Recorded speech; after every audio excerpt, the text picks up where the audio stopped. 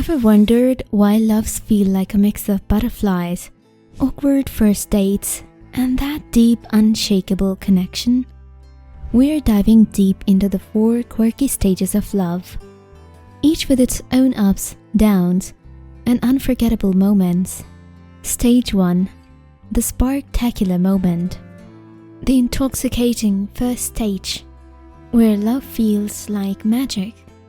This is the classic love at first sight moment, the one we have seen in every rom-com ever.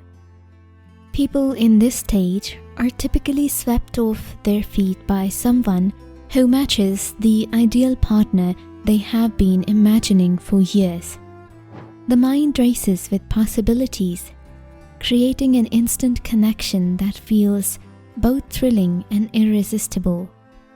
Dopamine, the feel-good neurotransmitter, is firing on all cylinders, making you feel on the top of the world.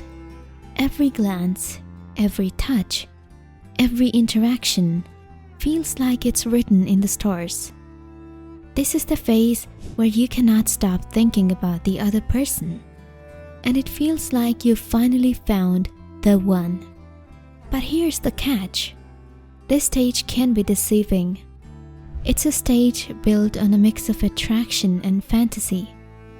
People often fall into this phase with anyone who fits their mental checklist of what a perfect partner should be like, whether it's their looks, personality, or even how they laugh.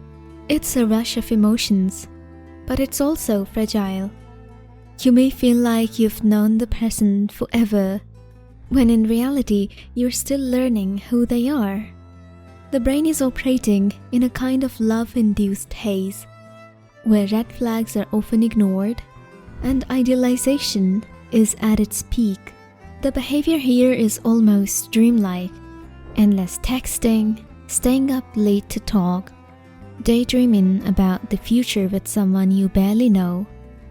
You're obsessed with the idea of them, rather than who they actually are.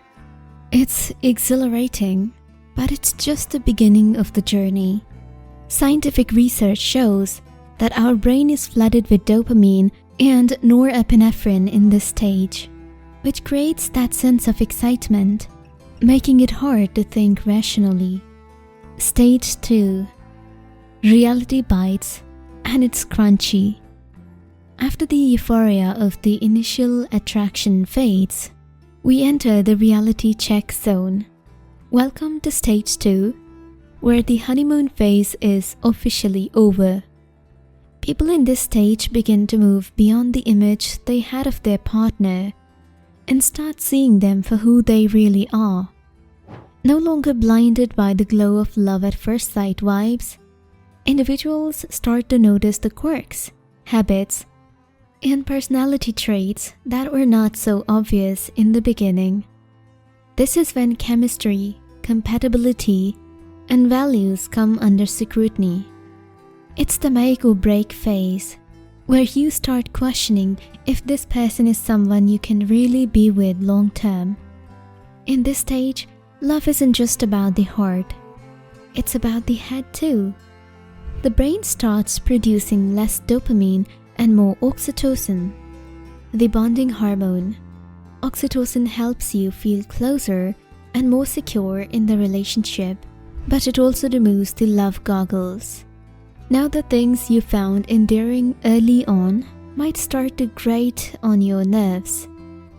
Maybe they leave dishes in the sink, or their texting habits annoy you. The small things become bigger as the fog of infatuation clears. You find yourself analyzing everything: their communication style, how well your lifestyle matches, and whether or not you can see a future together. People in this stage are often conflicted. The initial attraction is still there, but doubts begin to creep in. This is the stage where many relationships either strengthen or fizzle out. It's about determining whether the spark can evolve into something deeper. Behaviorally, people might become more critical or emotionally distant as they process their feelings but this phase is necessary for growth. The deeper bonding that happens here sets the foundation for next stage. Stage 3. The compromise tango. This is where love becomes real, where feelings are put to the test, and the willingness to work through challenges emerges. Stage 3 is all about acceptance, commitment, and compromise. You have seen your partner's flaws, and they have seen yours. But instead of running away, you both decide to stay and figure things out.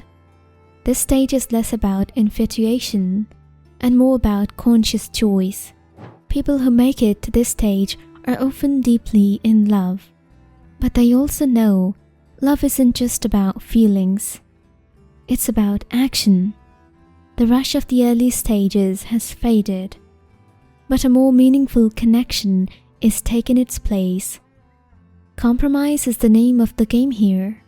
People in this stage start bending their rules, making sacrifice, and prioritizing the relationship. You learn to navigate disagreements, make space for each other's need, and figure out how to coexist. Science tells us that during this phase, the brain increases its production of vasopressin, a hormone associated with long-term commitment. The feelings in this stage are a blend of deep affection, security, and sometimes frustration. But the overall focus is on making things work. Behaviorally, people in stage 3 are problem solvers. They are not quick to give up. Instead, they are willing to negotiate and find middle ground. This is where emotional intimacy forms, as both partners learn to support each other through the ups and downs.